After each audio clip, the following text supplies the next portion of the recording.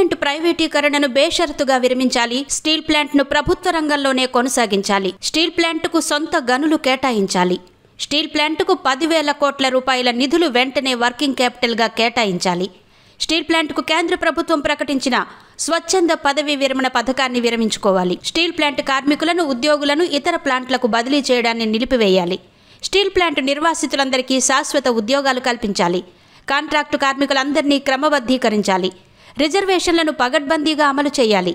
ఈ డిమాండ్లతో కూడిన తీర్మానాన్ని ఉత్తరాంధ్ర ప్రజా సంస్థ ఈ మహాసభలో ప్రతిపాదిస్తున్నది. అయితే ఈ తీర్మానంలో ప్రతిపాదించిన అంశాలకు వ్యతిరేక దిశలో కేంద్ర ప్రభుత్వం నడుస్తున్నది.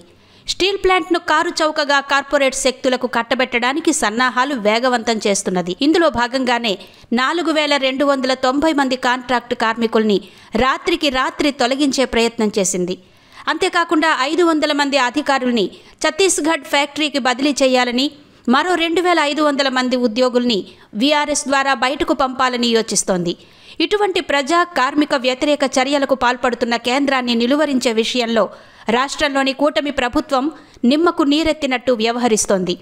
ఇదే అదనుగా చేసుకుని విశాఖ ఉక్కు విషయంలో ఉత్తరాంధ్ర ప్రజల మనోభీష్టానికి వ్యతిరేకంగా కేంద్ర ప్రభుత్వం ముందుకు పోతోంది. అంతేకాదు స్టీల్ ప్లాంట్ను కారు చౌకగా కార్పొరేట్ శక్తులకు కట్టబెట్టడానికి సన్నాహాలు వేగవంతం చేస్తోంది. కూటమి పార్టీలలో ప్రధాన భాగస్వామ్య పక్షాలైన టీడీపీ, జనసేనలు ఇటీవల జరిగిన ఎన్నికల సందర్భంగా స్టీల్ ప్లాంట్ ప్రైవేటీకరణను తాము అధికారంలోకి వస్తే నిలువరింపచేస్తామని ప్రజలకు హామీలిచ్చారు. ఎన్నికల మేనిఫెస్టోలో ప్రకటించారు.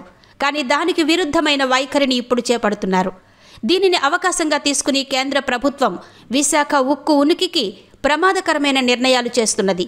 కాబట్టి రాష్ట్రంలోని కూటమి పార్టీలు తగిన విధంగా నిర్ణయాలు చేయాలని ఉత్తరాంధ్ర ప్రజా సంస్థ డిమాండ్ చేస్తోంది. కేంద్ర ప్రభుత్వం స్టీల్ ప్లాంట్ ప్రైవేటీకరణ వైఖరిని రద్దు చేసుకోకపోతే కేంద్ర ప్రభుత్వానికి తమ మద్దతును ఉపసంహరిస్తామని టీడీపీ, జనసేనలు ప్రకటించాలని ఉత్తరాంధ్ర ప్రజా సంస్థ డిమాండ్ చేస్తోంది. విశాఖ ఉక్కు పరిరక్షణ కోసం విశాల ఐక్య ప్రజా ఉద్యమ నిర్మాణానికి ప్రజలు పూనుకోవాలని ఈ సంస్థ ఏకగ్రీవంగా కోరుతోంది.